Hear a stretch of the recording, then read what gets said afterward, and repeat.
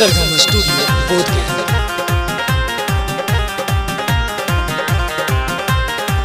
हमके चाहिए में हर पढ़ल लिखल उतहिया हुनर सब सीखल।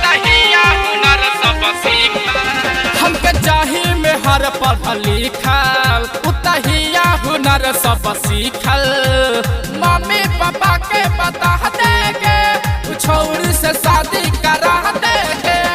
मम्मी पापा के बता देगे छोरी से शादी करा देगे।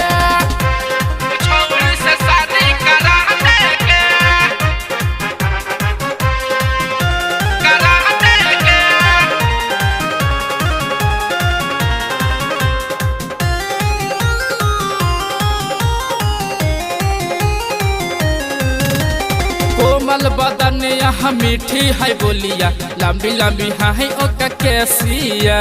खाके कसम कहियो के मैया ओकरे बनैब दुल्हनिया।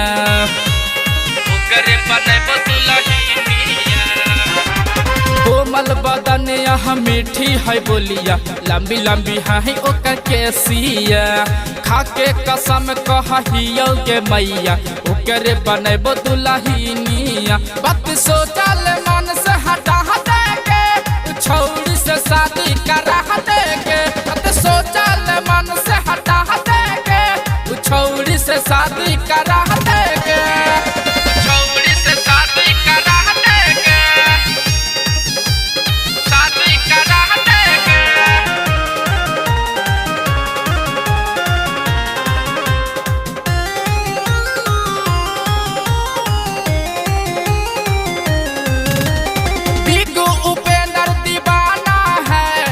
घुट के अब नहीं जीना है। जुगेश उपेंद्र दीवाना है।